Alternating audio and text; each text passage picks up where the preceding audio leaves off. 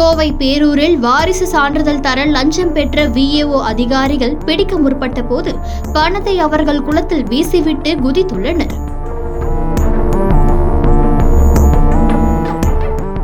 கோவை ஆலந்துறை அடுத்த மத்துவராயபுரம் ஊராட்சி கிராம நிர்வாக அலுவலர் வெற்றிவேல் தேனி மாவட்டத்தில் பணிபுரிந்து வந்தவர் கடந்த 3 மாதங்களுக்கு முன்பு கோவை பேரூருக்கு பணிமாற்றம் அடைந்துள்ளார்.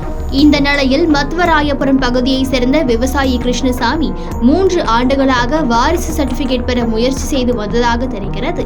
தான் வாரிசு சான்றிதழ் கொடுப்பதாக வெற்றிவேல் கூறிய நிலையில் அதற்கு ரூபாய் 3500 லஞ்சம் கேட்டதாகவும் தெரிகிறது.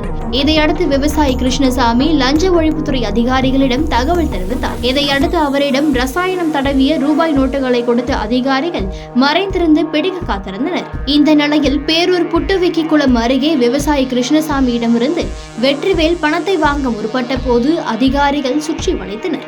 அவர்களிடம் சிக்காமல் இருசக்கர வாகனத்தில் மின்னல் வேகத்தில் சென்ற வெற்றிவேல் பேரூர் பெரியகுளம் அருகே இருசக்கர வாகனத்தில் இருந்து தவறி விழுந்தார். உடனடியாக கையில் இருந்த பணப்பையை குளத்தில் வீசிய அவர் தானும் குளத்திற்குள் குதித்தார்.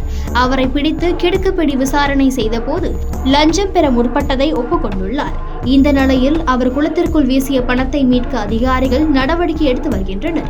விவசாயியிடம் அதிகாரிகள் கொடுத்துவிட்ட ரூபாய் நோட்டில் இருக்கும் வரிசை எண் அடிப்படையில் நடவடிக்கை எடுக்க உள்ளனர். இந்நிலையில் கிராம நிர்வாக அதிகாரி வெற்றிவேலை பேரூர் வட்டாட்சியர் அலுவலகத்தில் வைத்து லஞ்ச ஒழிப்புத்துறை அதிகாரிகள் விசாரணை செய்து வருகின்றனர்.